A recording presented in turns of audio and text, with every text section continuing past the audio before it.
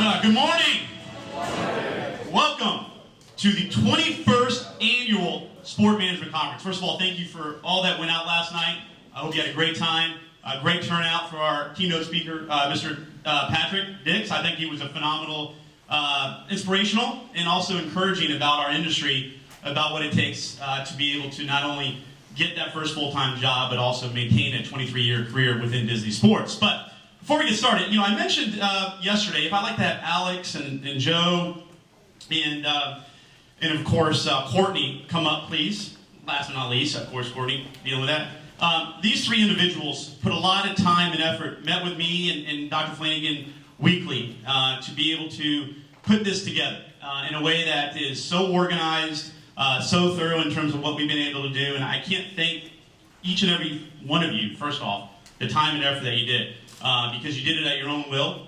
You didn't take my class. You did it because you wanted to gain experience. You wanted to do it because it gave you an opportunity to understand how a major event is created and started. And so I'd like to give everyone a big, give us a round of applause, please, for this group here. Because I can't thank you enough, because it wouldn't have been as successful without you guys taking that lead and being able to do that. So I can't thank you enough. And to all the volunteers in my professional development class, it's been a huge success so far, and hopefully that'll continue. But thank you so much. Thank you. Thank you. You guys are good. And then now I want to introduce Luke. Come up here, get him going, get the bell rung for the Norris Dunn, and get it going on. Bear with me, we have a lot to go over. Welcome to the 21st Annual FSU Sport Management Conference. I'd like to thank Dr. Flanagan and Dr. Pappas for putting together this conference, along with the sponsors behind me, countless volunteers, speakers, vendor organizations, and the Sport Management Department. So we'll give them another clap.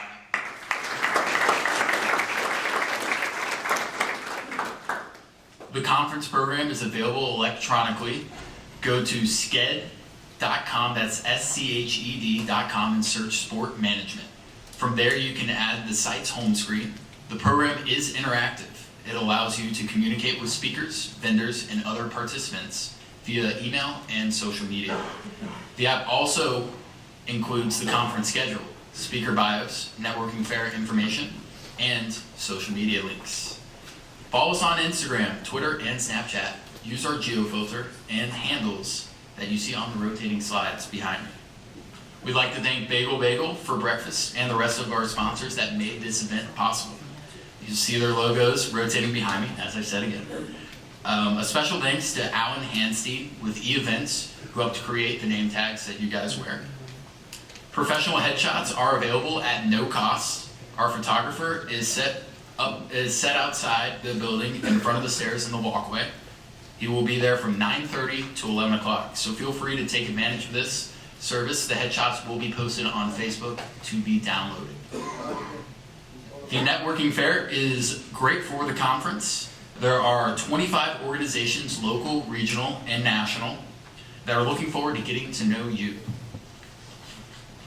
The networking fair will be comprised of structured sessions. The structured sessions will consist of 6-minute time periods. We encourage you guys to rotate different tables so that everyone can maximize their time. Each session will consist of approximately 50 students who will be assigned to begin working the tables entering each networking fair room, and again, rotating to different tables throughout the conference. Students are to go to the networking fair during specific group times. The 11:10 to 12 p.m. session is specifically for juniors and seniors. The 1 p.m. to 1:50 session is reserved for graduate students. All other networking fair sessions are open to all students. And now our first speaker, Kristin Campbell. Kristin Campbell, Esquire, is the founder and CEO of 40 Sports Entertainment Group, a Miami-based agency that represented numerous top athletes and entertainers. Most notably, 40 Sports has negotiated 2 out of the 5 highest paid running back contracts in the NFL. Additionally, Kristin is the first female contract advisor to renegotiate a highest paid position deal. 40 Sports has negotiated over $70 million in active contracts, as well as over $100 million in marketing value for their clients in its first 5 years of existence. Prior to her legal experience, Ms. Campbell received her Bachelor of Science degree at Florida State University, while majoring in multinational business operations and marketing and minoring in sports management. Please welcome Kristin Campbell.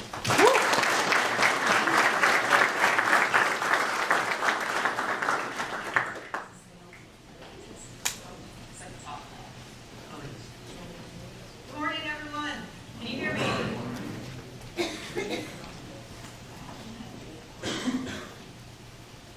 All right, can you hear me now? Perfect. Good morning to all my fellow Seminoles. How are you doing?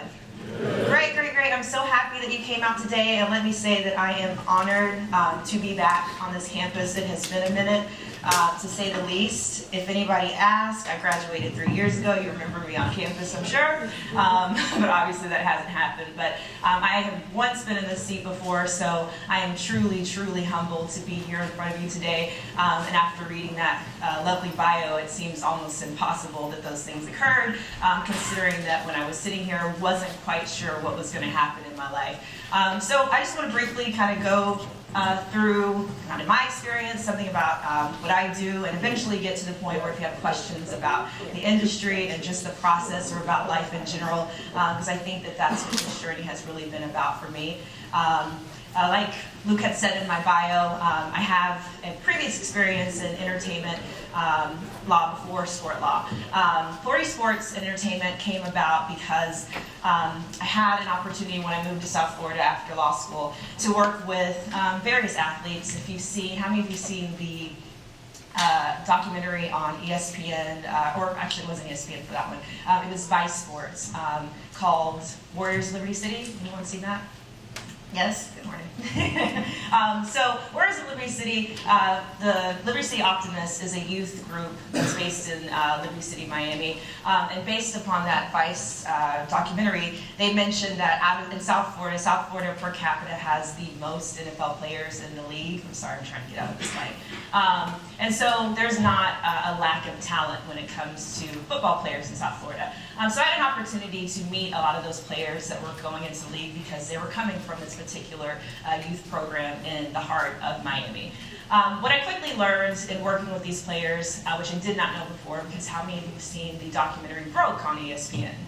Anyone? So based upon that and many of the articles that you read and see in ESPN and NFL Network, most of these players are going broke because they like to wear watches on the field that cost $100,000. They have quite a few lovely ladies that they've had children with maybe, or they just flat out mismanage their money. But what I found was that a lot of the damage was done prior to even signing an NFL contract. It was before the cars and the houses. A lot of it came when they were signing agreements with other agents. So if you know anything about the NFL has what they call the Standard Representation Agreement. Has anyone heard of that? All right, so what they call the SRA is basically the agreement between a player and an agent that says, I am holding myself out as your representative and I can negotiate on your behalf. But what I found was a lot of these agencies, a lot of them a lot larger, a lot more capital, and sometimes not, would present these addendums to players. And oftentimes those addendums would say anything from, the money that I used to recruit you, if you ever fire me, you owe me that back. So before we even have a relationship together, if I spend money to get your business, you're going to have to pay me. I've also seen language that says if you ever fire me and you sign an additional contract in the future, you're going to have to owe me money on that. So those things I think basically don't sound right, but there's something that I've seen numerous players sign. And after a while, I've had more and more parents that said, well, can you help us navigate it? So that's kind of how this journey started for me. It was just out of a need because a lot of people didn't understand that those things were not standard. How many times have you heard someone say it's a contract that's standard? Anyone? I hope you don't believe that. Please don't believe. If anyone presents you with something, please don't be afraid to hire an attorney or at least learn what you're getting into. So my foray started from that perspective and then it evolved from there. So I had an opportunity to work with another Florida State alum, Devontae Freeman. Anybody heard him? So that process was a very interesting process, and I would say it kind of took 40 sports to the next level of where we're going in the future, which was continuing to represent not just football players, but now we're into golf, we're into tennis, and baseball is coming next. So, but with Devontae's contract, it was the first time that I had, or prior to that, let me go back. With Devontae's experience, it's the first time that I really had an opportunity to work with all the teams and really get the experience from an agent and player and building relationships in the league for my player and for myself. So a lot of times people ask me, well, as a woman, how do you navigate that? You know, I mean, I can think of, on one hand, there are 4 of us, 4 women, that are part of the NFLPA as player agent certified contract advisors that are actually negotiating deals for active players that are going beyond first, second, third round picks or extensions. And that's saying a lot because our body of representatives is at this point 1,600 people. So to think that there are 5 women that are actually negotiating contracts for players that are just beyond a rookie contract is significant. But as far as the experience as a woman goes, I really have had some pretty interesting experiences, but at the same time, overall, it's just been business as usual. I think a lot of times the perception is, you know, well, you look different, obviously, and that's true. Most of the time when I walk into a facility, most people are going, are you lost? Or are you somebody's mama? Or someone's auntie or girlfriend? Those things do happen. But again, and you'll learn this as you're going through your journey and trying to find you know, a job for yourself, or you're going to represent clients like that, like I did right out of the gate, that you have to assert yourself as being, I'm supposed to be here, and I know why I'm here. So that's setting up calls before you get there, sending lots of emails, but really being diligent and persistent. Because the benefit of having a client that at that point was higher profile is that people would listen. When you have clients that are on the bubble, you have to fight a little bit harder to get the attention that you need in order to get them the proper representation that they need as well. So one of my, I guess, favorite stories, least favorite stories, because again, I don't think it had anything to do with being a woman. It just had to do with, again, sometimes in this business you have to remain diligent and committed to what you're going to do for your client. So prior to the Super Bowl, which was in Houston, I was trying to renegotiate a contract for a client, and I couldn't get a team on the phone, believe it or not. And despite the fact that they had extended that offer to renegotiate, they didn't want to talk about it when they wanted to talk about it. Well, I feel like if you brought it up, we need to talk about it. So I couldn't get them on the phone, and my client wasn't happy. And we had a meeting and discussing, well, what kind of strategy can we have to be able to get this moving? And so we were like, let's do an article, because at this point, the client wasn't being talked about as being one of the top in his position. And I felt arguably that he was. He was at least amongst the top 5, but wasn't even amongst the top 10 when it came to it. So reached out to a reporter that I knew, said, hey, let's do a story and let's just compare apples and oranges together. Let's look at the facts. Let's look at the stats for what they are. Seemed pretty objective and easy enough. Article was done, it's going to be published, but I forgot one important thing. Anyone heard of Media Day at the Super Bowl? Media Day is one of the largest days in sports, right? Super Bowl is big enough, but when you're talking about Media Day, it is about all of these media organizations, not just in the United States, but throughout the world, that are coming to talk to these 2 teams about the biggest game that's about to happen in sports, right? So I knew that, but I forgot, right?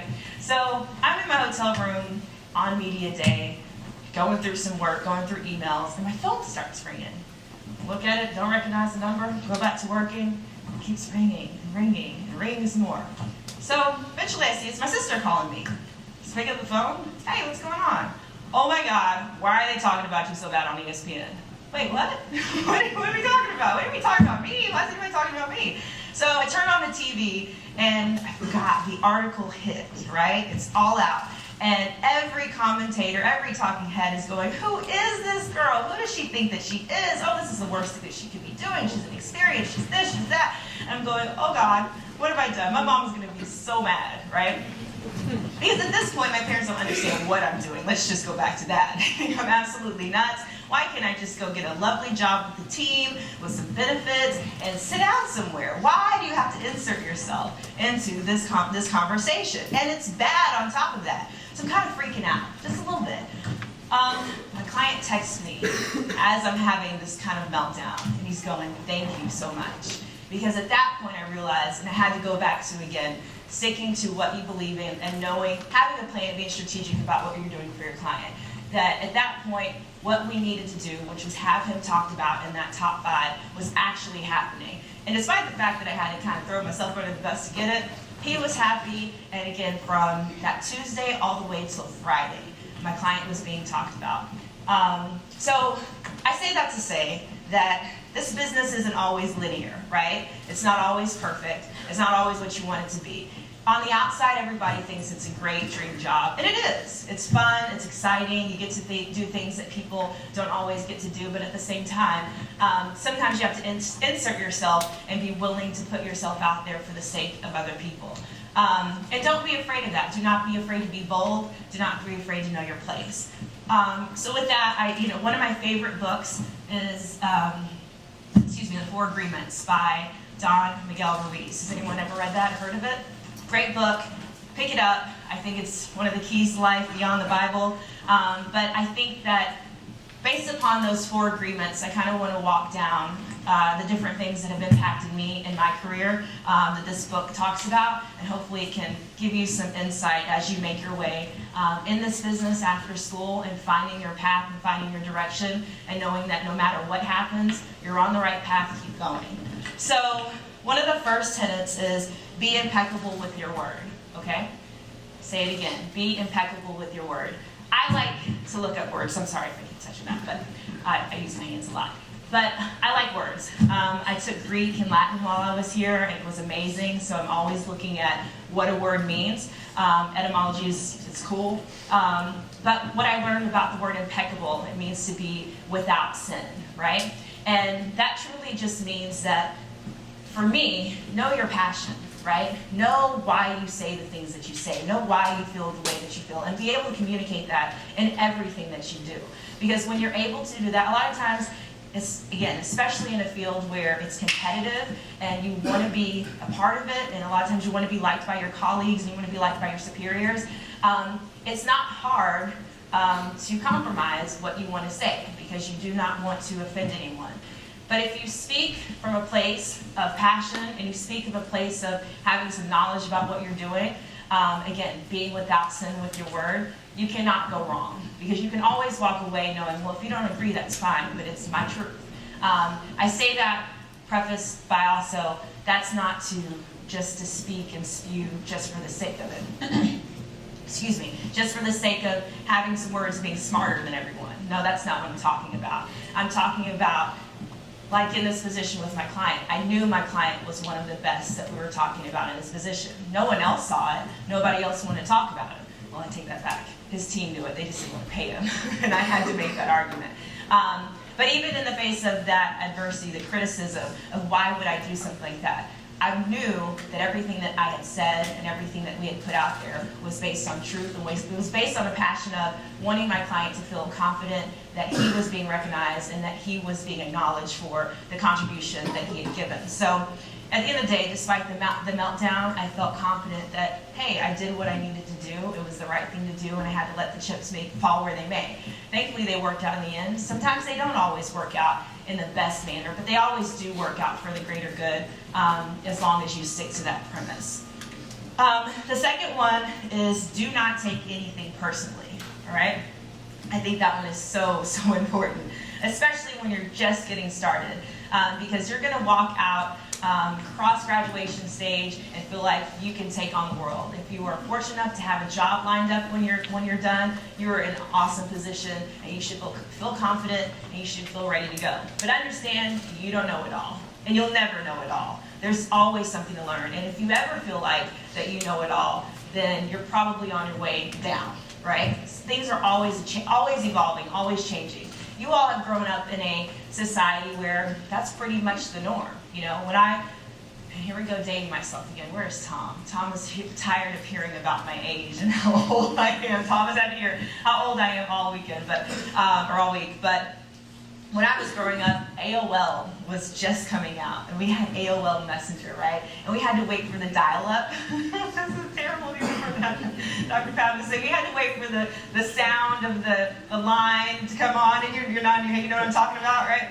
So, yeah, and if somebody picked up the phone, that was all down the drain, right? It was over.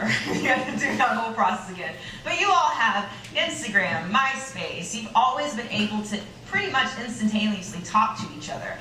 You've been able to see each other, whether it's through FaceTime or some sort of video chat. All those things were pretty new when I was coming up. But you guys have had that. So I think that, again, with that realization that technology is always changing and always evolving, that means the problems are always changing and always evolving. So the idea of not taking things personal is that you're going to have to be comfortable always not knowing something. I always say, especially in having a business and developing a business, my number one goal is to fix problems. It's not just about the contract negotiations. I'm putting out fires all of the time because there's something new. There's something new that someone has done. There's a new problem that has come out. Especially with social media. Social media has put my clients in a position where, well, what is transmitting a picture of, something like a selfie, maybe without clothes on? I hate to be that. I mean, what does that now do for a client that just finished college and is talking to someone in high school? I mean, there are different legal parameters that we have to consider just merely because of the phone. And from an intellectual property standpoint, the O'Bannon case was around when I was in college. And so it's just now starting to evolve, like recently. The O'Bannon case, I'm sorry, let me go back. That is an intellectual property case that started with Ed O'Bannon, a basketball player that was at UCLA. Some of you might already know this, but I did a paper on it way. That's how long this case has been dragging on. But the whole premise was about publicity rights and for players to be able to exploit their publicity rights in college. So that case has just now had a ruling in California. But again, it's evolved since then. They have taken the names off the jerseys in that time, but still the technology from a gaming standpoint has made it where the faces look just like the players. So you have an idea that you're playing LeBron. You have an idea that you're playing, Steph Curry on the game. So what does that do for publicity rights for players and IP rights for players? So get comfortable. What did I say again? To not take things personal when people say, well, that's not right because that was right yesterday, but it's not right today. It is not about what you don't know. It's not about attacking you personally, but be open to what you don't know because it probably will lead you down the path of figuring out exactly and specifically what your niche is in order to really excel in this business. The next one is don't make assumptions.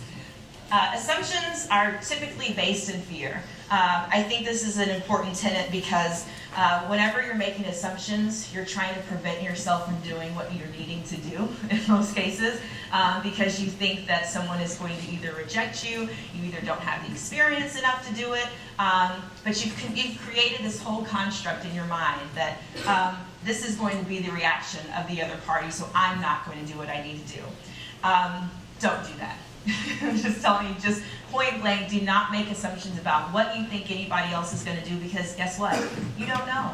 You have no idea what the reaction is going to be. And a lot of times we put in our head it's going to be a lot worse than the actual situation is going to be. I had a situation with someone that I had seen on TV a lot of times before, and I admired this person. And I needed to call this person up to talk about something something regarding something was happening with the team and my player.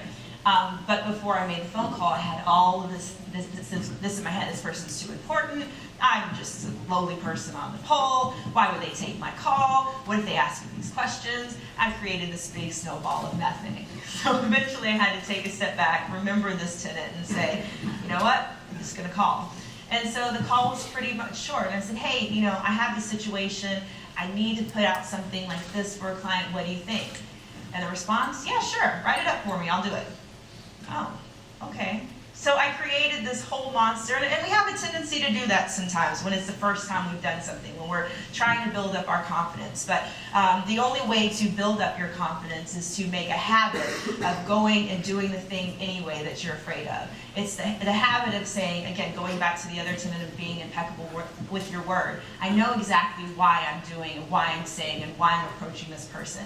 I cannot worry about the results that come back. I just know what I need. And be open to the fact that you'll probably learn something in the meantime, and you might gain another ally in the process. But in this business, you have to understand, you have to be comfortable with your relationships are king. And I'm not just talking about the relationships of networking and knowing someone and having a card. It's truly having something to bring to the table and getting something in return, because in all actuality, the person across from you is probably wanting to add some value in your situation as well, because they're wanting to move themselves up, or they're wanting to learn, or they're wanting to be greater, or they want to be a part of this industry because they're just as passionate as you.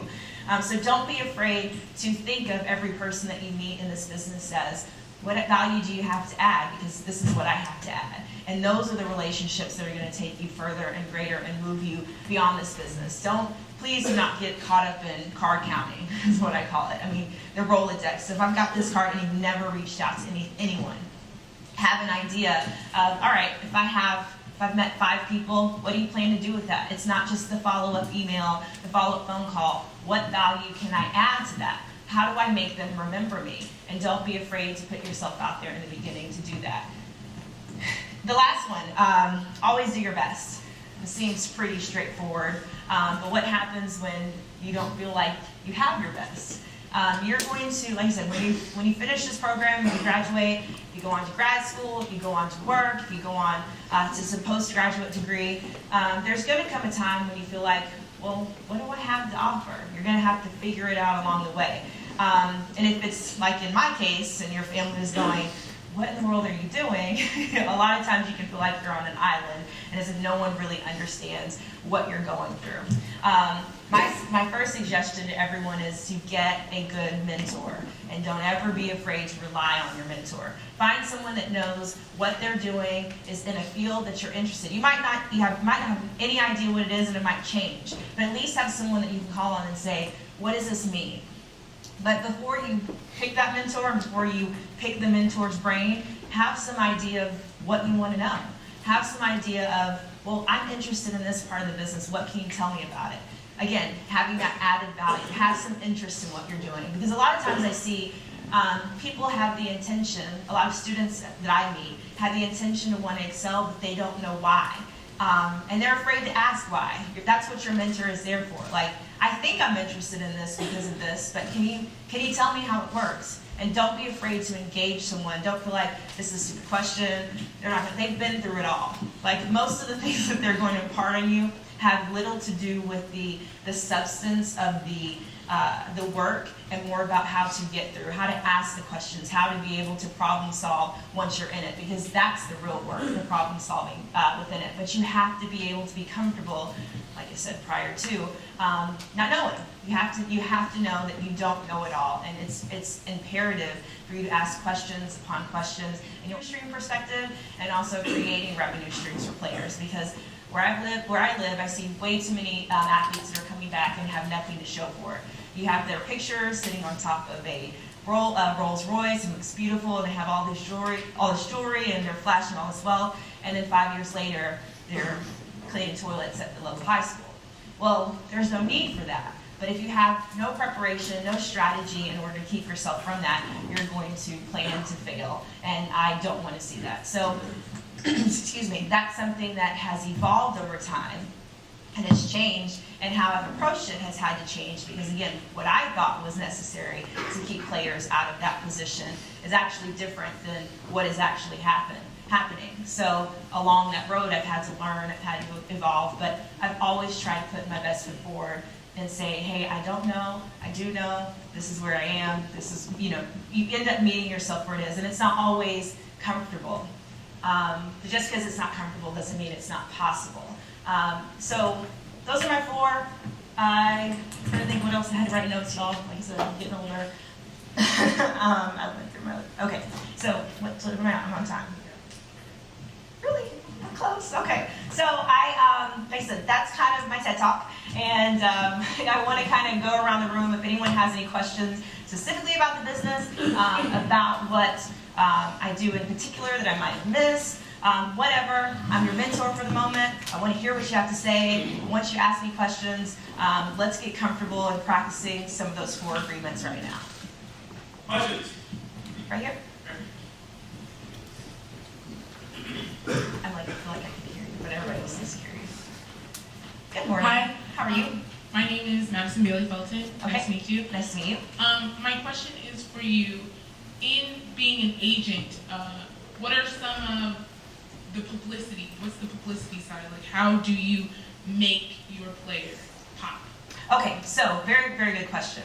So number 1, the best way to make your player pop is to pick a player that has something poppable. Meaning there's a lot of players that don't have personality, unfortunately. And you cannot make, anybody visit Mean Girls, we cannot make fetch a thing, all right? You can try your hardest to find what they are passionate about. Okay, so let's break the 2 down. You've got your poppable clients where you have to put them, like, you are able to put them, kind of on a track of existing infrastructure. Like the NFLPA has like a marketing department where they're looking for particular poppable clients that have things that they can run with existing sponsors. And then locally, focusing on wherever they're playing and aligning them with those particular clients as well, or outside clients. But let's say your linemen, for instance. How many linemen do you know on Florida State's team? Let's just take that. do you know 1? Okay, that's about right? And not to say that they don't have glowing personalities, aren't great people, but how do you get your audience to care? Right? That's really the big thing. So there was and I can't remember his name, but I do remember he was an offensive lineman for the Ravens, if I'm not mistaken.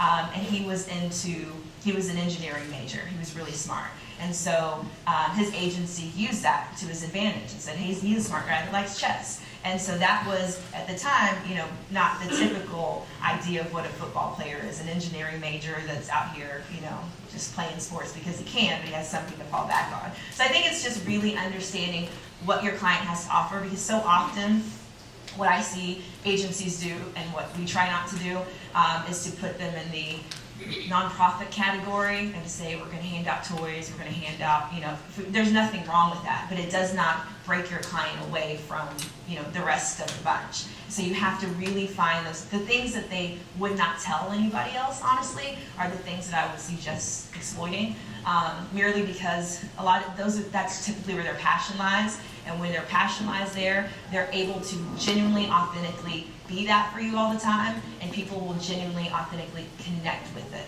And that's really the goal from a publicity purpose. You want people to connect with that player and go, I can see myself in him, or I want to be his friend, or I want him to be my friend. So to me, that's the goal of publicity as well. You want people to care. And I just want to say one more thing. Yes. What advice would you give me as a Black woman trying to go into this industry as an agent? I would say, as a woman in general, you have to, and there's a lot of guys in the room, and I would say it to guys as well. We have to learn to work with each other outside of the construct of, this is a woman and I'm looking at her as a woman and he's looking at me, or she's looking at me as a man, but as professionals. And I was telling someone yesterday that oftentimes, they said, I'm in a room that's typically dominated by men, and what ends up happening is, or what I've learned is, a lot of these men are older and they just don't have the experience dealing with women from a professional capacity. So going back to the not being easily offended, I've had to learn that when they say things that are out of turn, not to take it personally, because it's not because it's me as a woman, it's just they have limited experience with women when it comes to that capacity. So I feel like it's an opportunity to teach, an opportunity to make people comfortable with working with you and saying, I'm here for the same reasons that you are. I'm here because I'm passionate about what I'm doing. Again, focus on what you're there for and what you're trying to get and what they need in return. Use your use what you have and who you are wherever it'll take you. But at the same time, be mindful that the whole point is to be able to connect in order for both parties to get what they need. Because all of us are trying to get something for our client, for our bosses, for the companies that we work for, and try to be that connector in order to make that happen. People will remember that no matter what. And I think as women, we do a really great job of that. I feel like we both can make men and women more comfortable dealing with that, keeping that at the forefront. And I'm just going to be very candid in saying that, especially in this Me Too movement that we live in, we all have choices to make, right? And I, number one, believe that when it comes to sexual assault, when it comes to situations where there's a gray area, there's a price to pay when it comes to success in this business, right? And you can either take, as my mom would say, you can take the elevator straight to the top, or you can take the stairs, right? So be mindful of that when, especially, when you're young, you're ambitious, you're feeling like I have an opportunity, I can be in a situation where I know someone, and you might find yourself in a compromising position. You have a choice to make.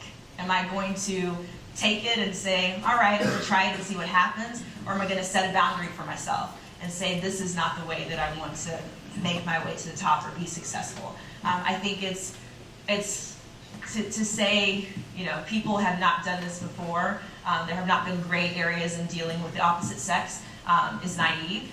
But you have a choice, and it might take you longer to get to the top because you didn't take the hookup or whatever it might be.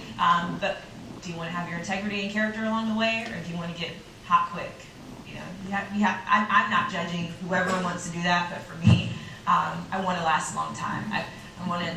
I'll give you a perfect example. I had a mentor who was a man, a lot older, and kind of took me around and helped me to helped to introduce me to people that I didn't know in my business. What I learned is it came with a caveat, which was, I thought, we could have drinks and talk, and, it was implied that it could be more. And here's someone that I respected and felt like, no, that's not, that's not why we're here.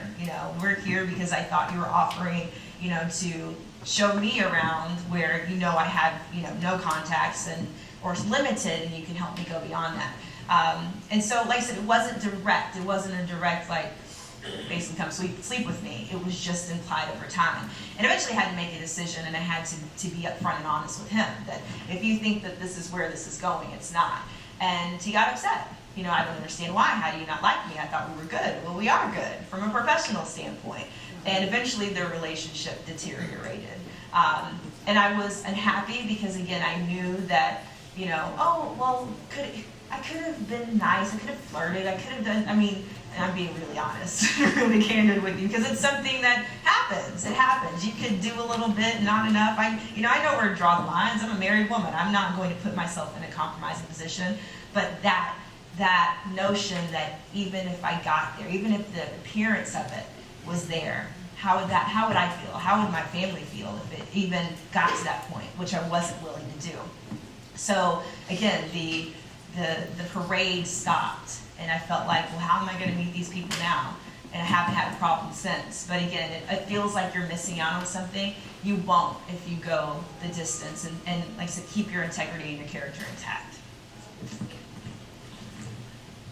Good morning. Hi, how you doing? I'm good. How are you? What's your I'm name? Sean Allen. Hi, Sean. Nice to meet you. Nice to meet you. I'm well aware that Drew Rosenhaus is one of the more popular agents in the NFL. I'm aware that he's Antonio Brown's agent as well. Mm-hmm. With the stint that he's been going on, does Drew Rosenhaus' credibility get negatively impacted at all? So Drew represents, I think at this point, about 40% of the league by himself, like through his agency. That's significant. I think that's also something that I think arguably is part of the problem with representation of NFL players compared to like NBA players, is that lack of separation between agents and the NFLPA per se in the league. Okay, so what is his responsibility to his client at this point, right? I am familiar with Drew. I've worked with him before when I first got started, and he is very shrewd about his business. That is what I've learned from him. Let's not forget, you're representing players that are their own companies, their own entities, but he has his own agency to represent as well. So there's bottom lines to worry about. So who does his duty belong to? Does it rely solely on the client? Or I'm sorry, does it belong solely to the client, or does it belong to his agency and his employees? There is a gap there. The question is how many players know that the loyalty doesn't always end with them, right? So I think that he has a responsibility, like we all have a responsibility. He is I know he's an attorney, like he has a law degree. I don't know if he's still barred or not through the state. But I believe as an attorney we have a duty to our clients to be forthcoming, be honest, and give them the correct information to give them, to help them make better decisions, which I want to say that he does. At the same time, you have to remember what the recruiting process is to get players. And so what you do often is happening and creating a precedent to where you're ending up with, Antonio Brown right now. He's not the first, because again, don't forget Drew's clients were also Chad Ochocinco and T.O. and they had very similar situations as this right now.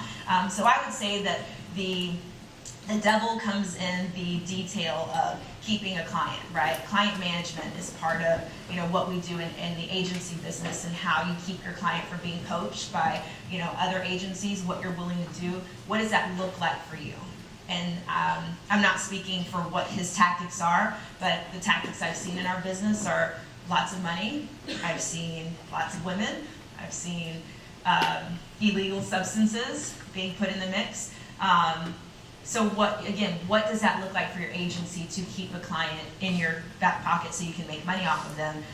And then what does that do for your client later on if they need to be reined in? Chris, following up on that, I worked mostly college football for 16 years and mainly in academics. Mm-hmm. And Devontae Freeman was one of my students, as you know, Mm-hmm. and loved his character, loved his build, and I love his makeup and who he is as a human being. I know a lot of things within the industry that's not very ethical, and I've seen it firsthand, whether it be a runner with a tutor to sign a client. When I was in Southern Cal, it was Reggie Bush. You go on, and I think that speaks highly. So with your firm and your company, when you select your clients or pre-selecting, whether it be the draft, do you take measures, and I assume you do, and how does that look like, and can you walk us through a process? I can. Yeah, so actually I've been fortunate enough where I haven't had to actively recruit like most agencies are, merely because I've been able to function on recommendation. And that takes time. That didn't happen overnight. And that was just me, again, taking the time to know the experience and being true to what my core mission was, which again was to service my client in order to protect and create a revenue stream. And not everybody's into that. Sometimes, like I said, some people want to be wined and dined and loved and live the fast life. Like ballers, I love to hate because it's true, but at the same time it's very heightened, but some people want that experience. So being able to be referred to clients that are going, I want to have a good quality of life when it's all said and done, and I want to have something to show for it. Those are clients that typically get referred to me. So, but I'm also vetting them as well. I'm going back and saying, who referred you? Who are your parents? How did you get to this point where that's your mindset, right? Because I'm all about mindset growth, and I think it's important for any young person or adult that is going from some funds to a lot of funds to understand how to evolve in that process. So even in the beginning, like we have systems in place after we sign clients in the process between January and draft, and not just the physical training of preparing for combine, preparing for pro day, but preparing your mindset for the shift in money that's going to happen. So it's anything from understanding what the budget is to simply saying, what do you want in your life? What are your goals for, the next, not just 5 years, but who are you taking care of? Who are you responsible? Who do we care about making sure that they're okay? Is it your mom, your sister? Is it, no, you're not responsible for anyone. It's just you get to make your dreams come true. What does that really look like for you? Because you'd be surprised, and again, if you ask yourself that question, what do you really want? It's going to change, and you might not really know. You might think, I want a good job, I want to be able to, buy a nice car, take care of my student loans, but that's not the question. The question is, in order for your life to be fulfilled, or it doesn't have to be for the rest of your life, it could be the next 5 years. What does that look like for you? My question for myself has always been, what does abundance look like for me today, right? Does abundance look like I get to meet 10 of you today, I get to, find someone to connect with that could be my next, player development person? I have an idea of what I need in my life, and again, sometimes it's short term and sometimes it's long term, but the whole idea is you have a goal, but you don't get caught up in the goal. You start to understand the process in order to get to that, and start to enjoy the process, enjoy the journey, because again, like I said in the beginning, it's not linear. You're going to be all over here, it's going to be up, it's going to be down, and none of that is any indication that you're doing it wrong. It's just part of the process, and you have to be grounded in that. Good. Last question. Who wants to take it? Oh, somebody on the side.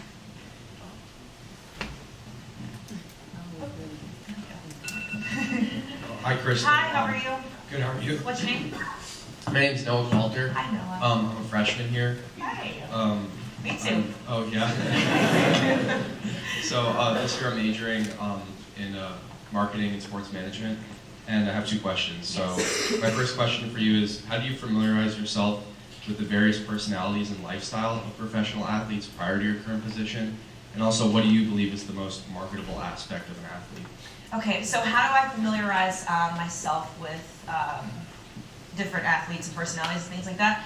So kind of a backstory, like I said, my career kind of began in entertainment, so I dealt with a lot of artists. My husband is an artist, and he's pretty vibrant, so I got used to personalities very early on. I'm married to a very big personality,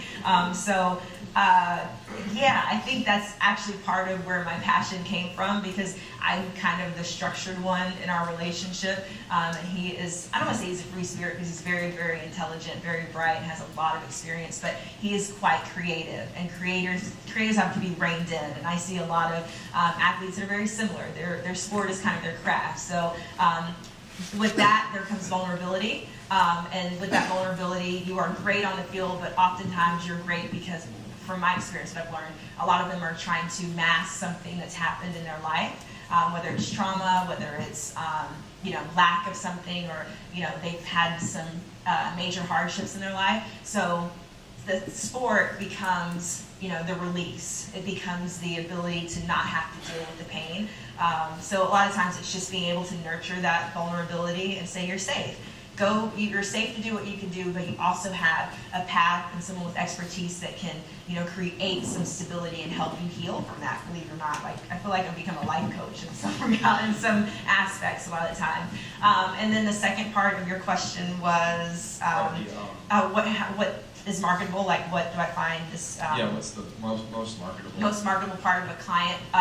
Your A1 top of the line client is someone who is a amazing athlete, as far as they can really play the game and they can evolve. Like, they haven't peaked yet, and again, they have some personality. They have something unique about them that they're not afraid to share with the world, but people are not necessarily used to getting that access. So whether it's, like I said, that vulnerability in some ways. I look at Odell Beckham. I think people think he's weird sometimes, or he's a little eclectic, eccentric, but that's something you don't really see from football players, and that's why I think people gravitate to him. Plus, he's a great athlete as well. So those two make you feel like, I want to know more. So if you can make those two merge, you're good to go. Thank you. Thank you. Kristin Campbell.